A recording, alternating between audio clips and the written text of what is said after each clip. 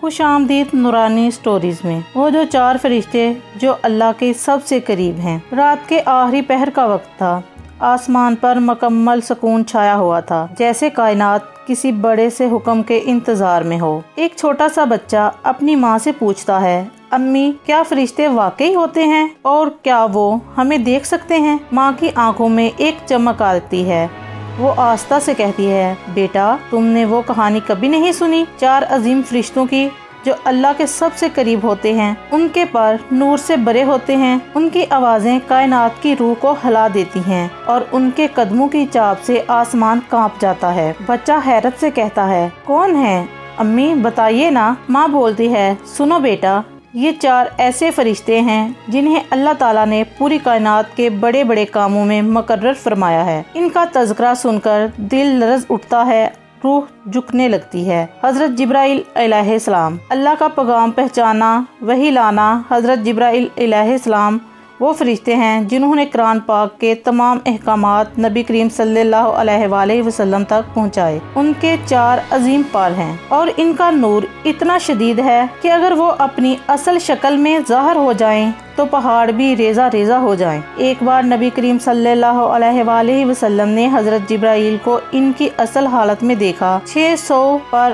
آسمان کے کنارے سے لے کر کنارے تک۔ حضرت جبرائیل علیہ السلام وہی ہیں جو حضرت مریم کے پاس ایک خوبصورت انسان کی شکل میں آئے تھے، اور جب حضرت مریم ڈر گئی تو وہ بولے، میں اللہ کا فرزند ہوں۔ حضرت میکائیل علیہ السلام، ذمہ داری رزق، بارش اور قدرتی نظام کو کنٹرول کرنا۔ حضرت میکائیل علیہ السلام وہ فرشتے ہیں جو اللہ کے حکم سے زمین پر بارش برساتے ہیں، ہوائیں چلاتے ہیں، درخت اگاتے ہیں اور بندوں کا رزق تقسیم کرتے ہیں۔ آپ نے فرمایا، حضرت میکائیل نے کبھی ہنسی نہیں کی، کیونکہ جب سے جہنم کا منظر دیکھا ہے ان کی آنکھوں میں ہر وقت آنسو رہتے ہیں۔ حضرت اسرائیل علیہ السلام، ذمہ داری روح قبض کرنا، مالک الموت۔ ان کا نام سنتے ہی دل کانپ اٹھتا ہے، کیونکہ یہ وہ فرشتے ہیں جو زندگی کی ڈور کاٹتے ہیں۔ وہ اللہ کے حکم سے ہر انسان کی روح قبض کر لیتے ہیں، چاہے وہ بادشاہ ہو یا فقیر، جوان ہو یا بوڑھا۔ یہ فرشتہ موت ہر لمحہ اپنی لسٹ دیکھتا ہے اور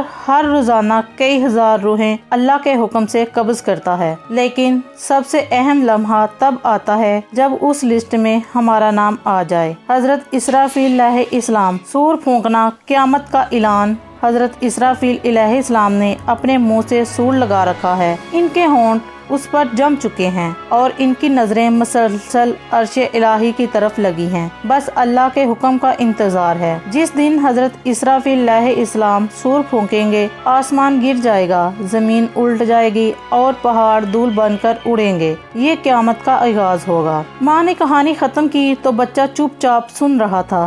اس کے چہرے پر حیرت اور دل میں خوف پیدا ہو چکا تھا۔ اس نے دھیرے سے کہا، امی کیا یہ فرشتے ہمیں دیکھتے بھی ہیں؟ ماں نے کہا، ہاں بیٹا، کچھ تو تمہارے کندھوں پر بھی ہیں، تمہارے ہر عمل کو لکھنے والے۔ اگر آپ کو یہ ایمان فروز کہانی پسند آئی ہو تو چینل کو لازمی سبسکرائب کریں، کیونکہ یہ ہے نورانی سٹوریز، جہاں ہر کہانی روح کو جگاتی ہے، دل کو ہلاتی ہے اور ایمان کو روشن کرتی ہے۔